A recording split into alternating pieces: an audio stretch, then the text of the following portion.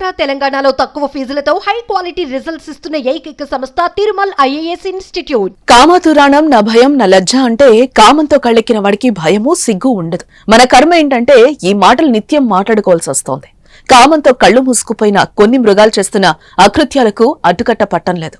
తాజాగా నెల్లూరులో వదినపైనే కన్నేసి మరిది చేసిన కిరాతకం కన్నీరు పెట్టిస్తోంది. వదినంటే తల్లితో సమానం అంటారు. ఆమెను తల్లిలా భావించాలి. కానీ ఈ దుర్మార్గుడు వదినిపై మోజు పట్టాడు. కామ కోరికలు తీర్చాలని వేధించాడు. ఒప్పుకోకపోవడంతో హత్య చేసేశాడు.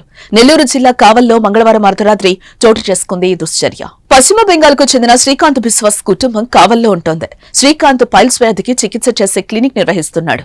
శ్రీకాంత్ బిశ్వాస్ తో పాటు ఆయన భార్య అర్పిత బిశ్వాస్, ఇద్దరు పిల్లలు, శ్రీకాంత్ తల్లిదండ్రులు, వరుసకు తమ్ముడయ్యే నయ బిశ్వాస్ కలిసే ఉంటున్నారు. ఈ క్రమంలో అన్న భార్యపై కన్నేసిన నయ బిశ్వాస్ తరచూ వదిను వేధిస్తూ ఉండటంతో కుటుంబ సభ్యులు పలుమార్లు మందలించారు. అయినా అతనిలో మార్పు రాలేదు. న్యూ ఇయర్ సెలబ్రేషన్స్ రోజున మరోసారి తనలోని సైకోని నిద్రలేపాడు. శ్రీకాంత్ బిశ్వాస్ తల్లిదండ్రులు మంగళవారం తిరుమల వెళ్లారు. ఇంట్లో శ్రీకాంత్ బిశ్వాస్, ఆయన భార్య, తమ్ముడు నయా బిశ్వాస్, ఇద్దరు పిల్లలు నూతన సంవత్సర వేడుకలు చేసుకున్నారు. శ్రీకాంత్ బిశ్వాస్ మద్యం సేవించి నిద్రపోయిన తర్వాత నయా బిశ్వాస్ వదిన గదిలోకి ప్రవేశించి కోరిక తీర్చాలని బెదిరించాడు.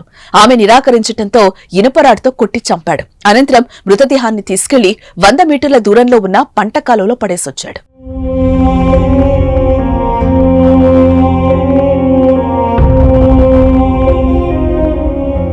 ఉదయం నిద్రలేచిన శ్రీకాంత్ ఇంట్లో భార్య కనిపించకపోవడం, రక్తపు మరకలు ఉండడంతో స్థానికులతో కలిసి సమీప ప్రాంతాల్లో వెతకగా పంట కాలువలో భార్య మృతదేహం కనిపించింది. స్థానికంగా ఈ ఘటన సంచలనంగా మారింది. ఆ దుర్మార్గుడు చేసిన పనికి శ్రీకాంత్ బిశ్వాస్ కుటుంబం తల్లడిల్లిపోతోంది. ఆ పిల్లలు తల్లి మృతదేహం చూసి కన్నీరు మున్నీరవుతున్నారు. నిందితుడిని పోలీసులు అరెస్టు చేసి కటకటాల్లోకి నెట్టారు. సమాజంలో ఏ నేరం, ఎవరు హత్యకు గురైనా దానికి ప్రధాన కారణాలు రెండు. ఒకటి కామం, రెండు కరెన్సీ. ఈ రెండింటి కారణంగానే ఎక్కువగా హత్యలు జరుగుతున్నాయి. మనుషుల పశు ప్రవృత్తి రోజురోజుకి పెరిగిపోతుంది. కఠిన చట్టాలు, కేసులు, పోలీసులు వీటి గురించి ఏమాత్రం భయపడకుండా మహిళలపై దారుణాలకు పాల్పడుతున్నారు. తెలియని వారి కంటే తెలిసిన వారితో ప్రమాదం పొంచొస్తోంది. ఎవరిని నమ్మాలో నమ్మకూడదో కూడా తెలియటం లేదు. ఇలాంటి వాటికి అడ్డుకట్టపడాలంటే ఏం చెయ్యాలో మీ అభిప్రాయం తెలపండి.